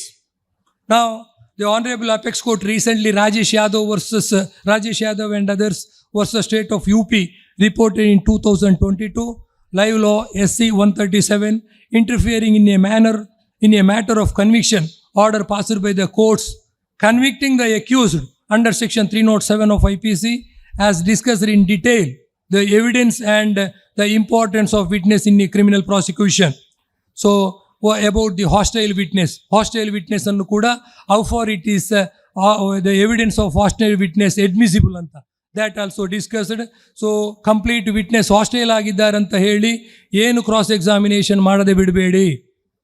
Hostile witness ಆದರೂ ಕೂಡ witness ಅದರಲ್ಲಿ ಏನಾದರೂ ನಮ್ಮ ಕೇಸಿಗೆ damage ಆಗುವಂಥ ವಿಚಾರ ಇದ್ದರೆ ಅದನ್ನು ಕೂಡ ಕಂಪ್ಲೀಟ್ ಡಿಸ್ಕಾರ್ಡ್ ಮಾಡಿಬಿಡಿ.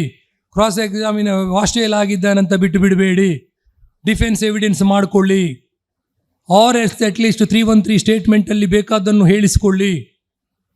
So that is very important. Cross exam ಈಗ ಸುಮಾರು ಜನ ಪ್ರಿಸಂಪ್ಷನ್ ಇರುವಂಥ ಸಂದರ್ಭದಲ್ಲಿ ಮನೆಯಲ್ಲಿ ಮರ್ಡರ್ ಆದರೆ 113, 114 ಪ್ರಿಸಂಪ್ಷನ್ ಬಂದಾಗ ನೀವು ಅದನ್ನು ಬಿಟ್ಟು ಬಿಡ್ತೀರಿ. ವಿಟ್ನೆಸ್ ಹಾಸ್ಟೈಲ್ ಆಗಿದೆ ಏನಾಗಲ್ಲ ಅಂತ. ವಿಟ್ನೆಸ್ ಹಾಸ್ಟೈಲ್ ಆದರೆ ಸಾಕಾಗಲ್ಲ, ಎಕ್ಸ್ಪ್ಲನೇಷನ್ ಕೊಡಬೇಕಾಗುತ್ತೆ. ನಾವು ಮನೆಯಲ್ಲಿ ಮರ್ಡರ್ ಹೇಗಾಯಿತು ಅಂತ ಎಕ್ಸ್ಪ್ಲನೇಷನ್ ಕೊಡಬೇಕಾಗುತ್ತೆ. ಸೊ ಅಂಥ ಪ್ರಿಸಂಪ್ಷನ್ ಬಂದಾಗ ಹಾಸ್ಟೈಲ್ ವಿಟ್ನೆಸ್ ಆದರೂ ಕೂಡ ನಿಮ್ಮ ಎಕ್ಸ್ಪ್ಲನೇಷನನ್ನು ನೀವು ಕೊಡಬೇಕು, either by way of defense evidence or under at least 313 ಸ್ಟೇಟ್ಮೆಂಟಲ್ಲಿ. So that is very important hostile witness ಆದಾಗ ಕೂಡ. ಸೊ